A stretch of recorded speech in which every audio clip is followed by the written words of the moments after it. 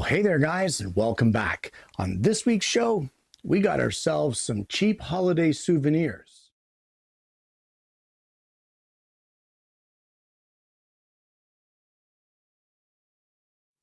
Well, as some of you know, I recently just spent some time on the east coast of Canada, more specifically the province of Newfoundland. And you can't help but notice while you're there the amount of souvenirs that are commercially available. They're all across the island. No matter where you go, there's some little craft shop or some little stand that's selling these souvenirs, and they are astronomically expensive. So I'm going to show you today how you can make your own souvenirs for dirt cheap. And you know what? Let's head over to the bench and I'll show you what I've got in mind. Well, while on vacation, some of you have seen the video, we visited a few beaches. And while on those beaches, I picked up these rocks. Yeah, great souvenir, right? Rocks. But guys, they are dirt cheap because they're free. What is cheaper than free? Absolutely nothing. So my thought process here is to engrave these. I don't know if it's going to work. So when I chose these rocks, I tried to choose ones that were fairly smooth and that had a flat surface. Some of them I achieved that better than on others, but we're going to attempt to engrave these. And we're all going to start this on the XCS, which is xTool's Creative Space. Well, I'm here on XCS, and my idea is that I want to have an outline of the island of Newfoundland, and then in the middle, the date that we were there for this year.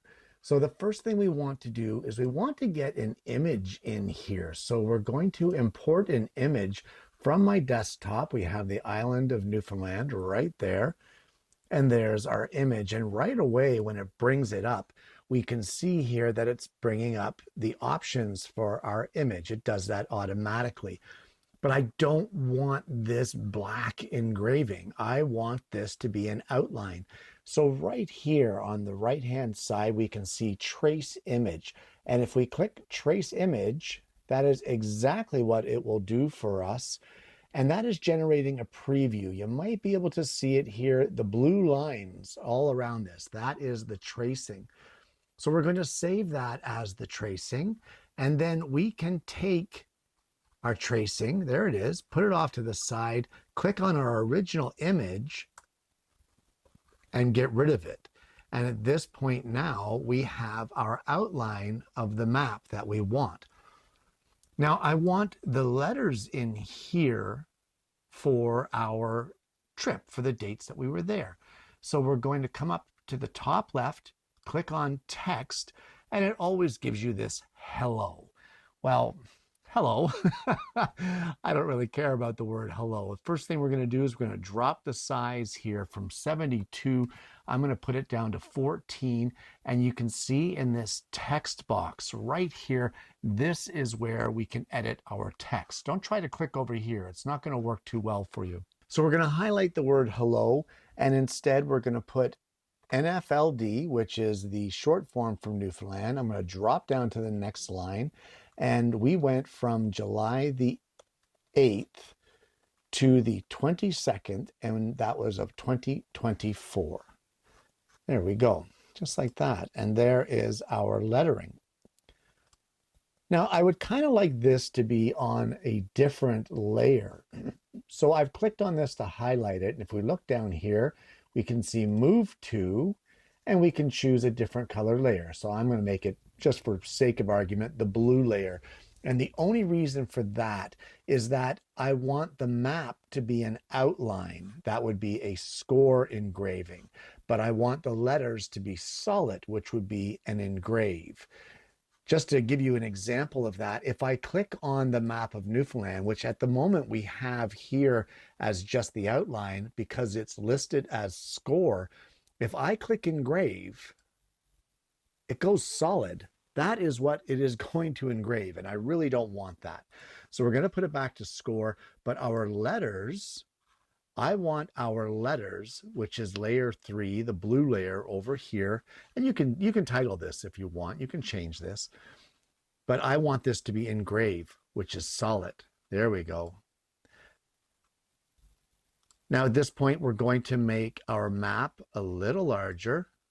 We're going to drag it up here on the screen, and we're going to click on our letters, and we're going to drag them into the middle of our map. Just shifting it here using the arrow keys of my keyboard. That's kind of the fine adjustment. When you use the mouse, it snaps into alignment lines all the way around. But for this, I want to fine adjust it myself until it looks right to me. And there it looks right to me. And this is our engraving. So we're going to be engraving on the rocks. And I'm not really sure of the settings. I mean, I've done a few tests, but I really don't know which one will be best. Every composition of every rock is different. So you really don't know what it is that the settings need to be. So right now it's for 3mm basswood. So let me just show you what you're going to need to do to change this up in order to engrave your rock. Well, this is the rock that I'm going to test it on, and this rock is different thicknesses. It's pretty flat on the top and back surface, but it's different thicknesses. So I'm going to get my calipers and measuring in millimeters, because that's what I have XCS set to. I'm going to measure the thickest part of my rock. And in this case, it's 29mm, 29.03. I'm not too concerned about the 0.3. So 29mm. Now I have this bubble level, and if we sit it here in the middle, it's pretty much level. Our laser bed is pretty much level here. So we need to get our rock in the middle leveled out as well. So I'm going to get some scraps of wood, and I'm going to shim this up until the rock is pretty much level here inside of the laser.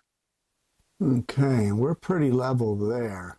Now the reason we level that up is because it's different thicknesses. This will keep the top plane perfectly level, and because our thick side that we measured is down here on the ground or on the base of our laser, they should all be at the same level. Now, truth be told, what I used to level them up was these little rubbery furniture shims. These things are fantastic. If you have a wobbly table or a wobbly piece of furniture, look into some of these. Maybe I'll post the link to these down below because they're fantastic. But anyway, so I have this leveled up, and now we want to test engrave it to see how it's going to look on a rock because I have no settings. So we're going to go back into the XCS software and play around with some of the settings, as well as changing the thickness for our automatic focus.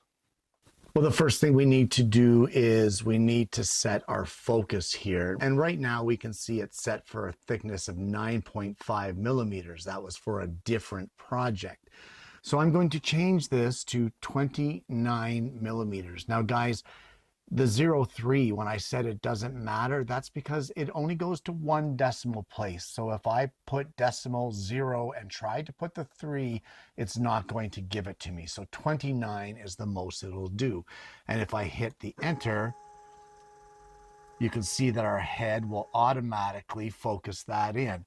So now that that's focused, we're going to group this together by highlighting from right to left to incorporate everything. And up here at the top, we will click group, just like that. And then we can size this, and it will size everything and keep it proportionate. So I think that might be pretty good there. Let's frame this, and it's going to give us that outline. You know what? It's a little small. So that's okay. We're going to shift this a bit to get it where we want it. And we're going to enlarge it just a touch. Okay, I think that's pretty good there. So we're going to stop framing. What I'm actually going to do here is I am going to ungroup these. I only group them so that I can move them and size them together, but I'm going to ungroup them to give me individual control of their scoring and their settings.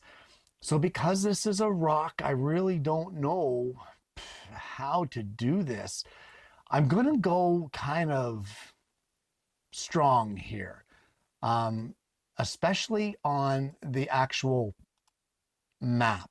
Because the map is such fine lined, I'm going to go 100% power and 2 millimeters per second. You know what? I think I'm going to pump that up to, we're going to say 20 millimeters per second. And we're going to see how one pass looks. As far as the lettering goes, we can just click on layer 3 and we're at 100 and 300. I'm going to drop the 300 down to 100 millimeters per second. And again, we're going to see how it looks after it engraves. This could work or it could be a fail. So I'm just going to lower this shield down. We've already framed it. And we're going to process this, and let's see how well this engraves on the first pass. So we'll just click Start after processing, and then we need to press our button on the side of the F1.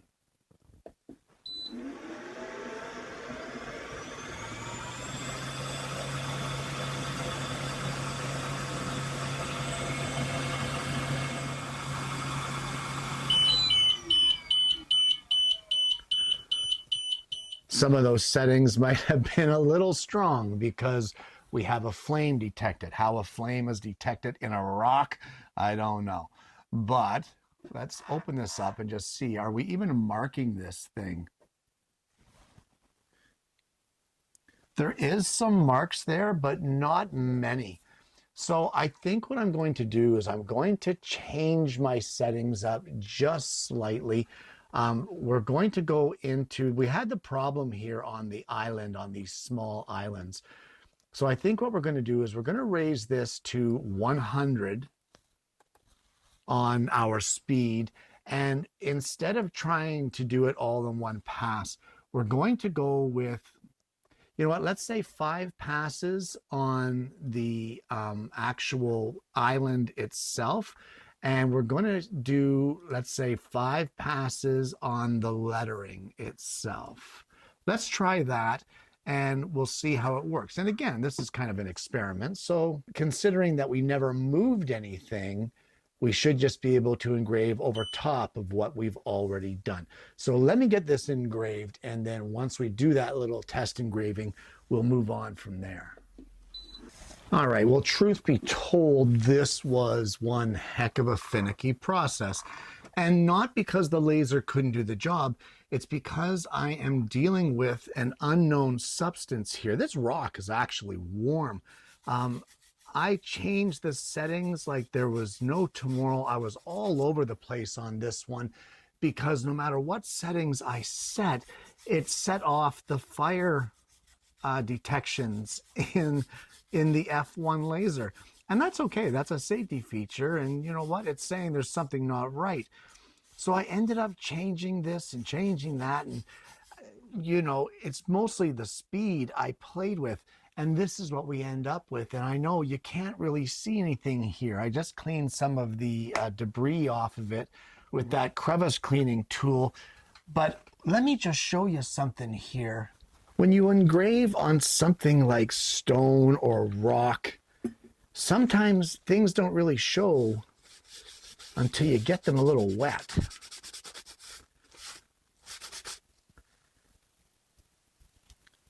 And I don't know if you can see that, but the map is definitely there. It's engraved right into the stone, but because it's the same color, it's just blending right in.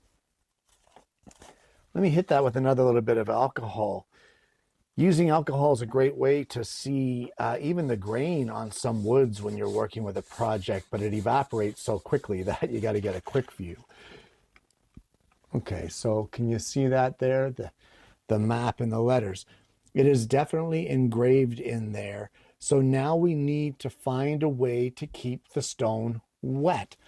So I think what I'm going to do is I'm going to clean this out as best we can. And I've tried a few substances to see how they work. And some were good, some were bad.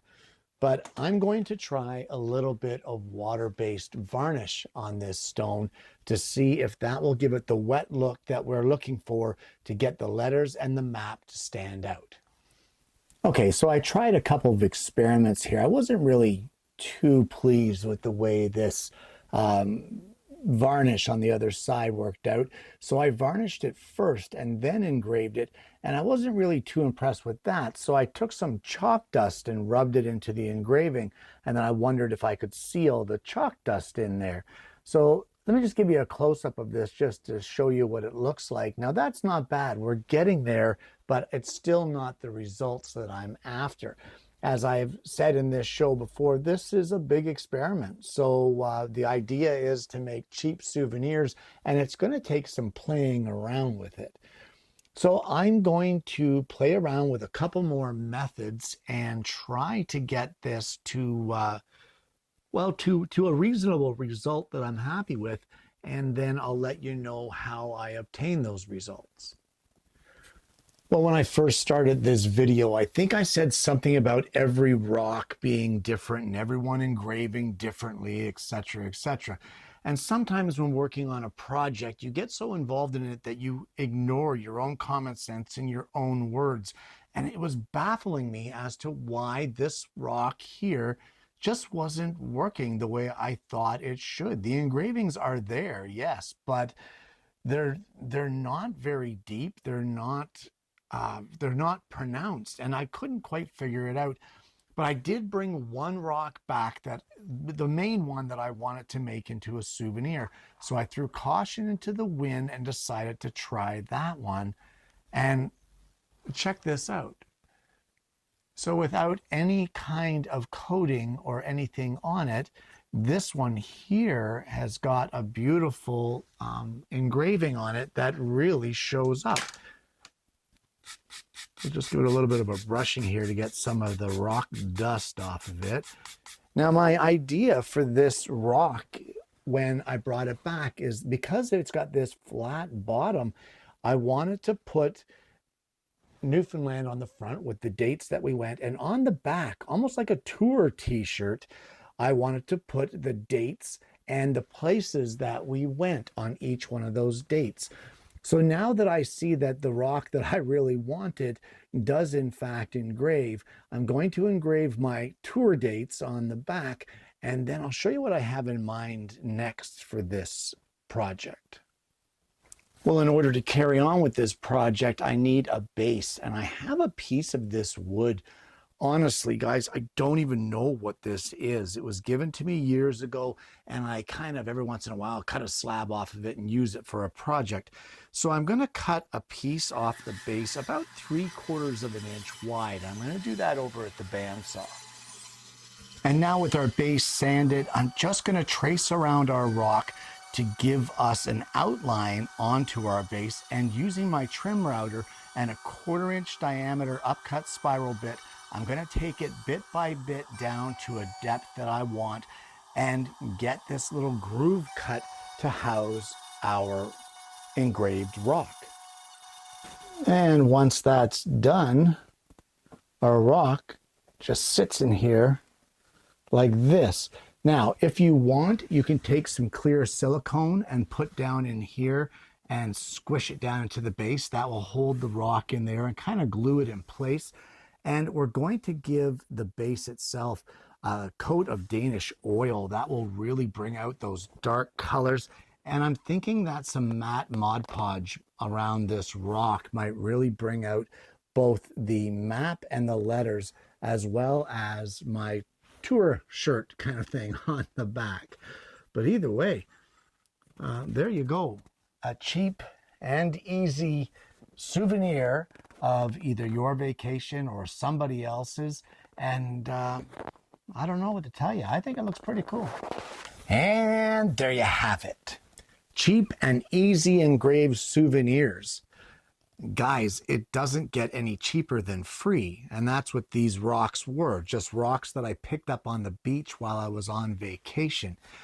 And while I don't remember specifically what beach they were from, if that's important to you, you can pay attention to that and add that to your engravings if you wish. For me, I just wanted a rock from the island to do the engraving on, and that's what I got. Now, this project started off, and honestly, I thought this whole video was going to be a total fail. And the reason for that was I didn't pay attention to myself. I didn't pay attention to the knowledge that I already had in my head that every single product that you engrave, it doesn't even matter if it's plywood cut from the exact same piece, every single product that you ever engraves differently. There is different properties and different things within that thing that you're engraving, whether it be wood or whether it be rock or whether it be a slate coaster or a tumbler or what have you. There are different properties that can change the way that it accepts or rejects an engraving. And we saw that very clearly with that smaller roundish rock that had, I'm assuming, maybe a much tighter composition. Maybe it's been around a lot longer. Maybe it's a lot harder. Maybe it just doesn't like my engraver. I don't know. But either way, once we switched up rocks with the same settings, we got a great engraving and a great looking little souvenir. Now that wooden base, I haven't even got a clue what type of wood that was. That was given to me years ago. I know the stuff is rock hard and the shavings from it are really fine and dark brown, almost like coffee grounds. But either way, it's an amazing looking accent to the entire souvenir. Guys, I don't want you to think that this is only possible with this type of specialty wood or with this type of rocks. It doesn't matter. When it comes to laser engraving, you really need to kind of think outside the box and don't say, I wonder if I can engrave that. Say, I'm going to engrave that and see what happens. And once you get that mindset, you're going to start expanding on your laser projects. Now, this project here was done with the xTool F1, and it's a great little compact laser, and I've had a great time with it, and it did a great job here. Even though this laser is only a 10-watt laser on the diode, it still did a fantastic job of biting into that stone and giving a really nice, crisp, clean engraving. So I'll put the links down below for that F1 if you're interested in checking that out.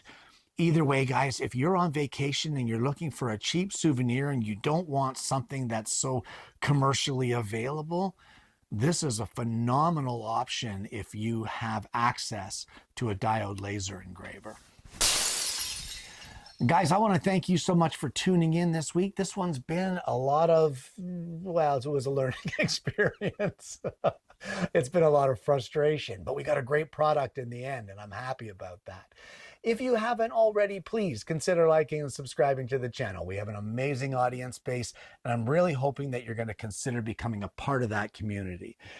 Guys, I want to thank you so much for tuning in. I hope that if you're going on vacation, you're going to give this one a try for yourself. I hope that if you're interested in a smaller laser that does a fantastic job with crisp engravings, you're going to check out the links below for the xTool F1. And more importantly, guys, I hope you're going to join me again next week when I bring you yet another Alternative Tuesday.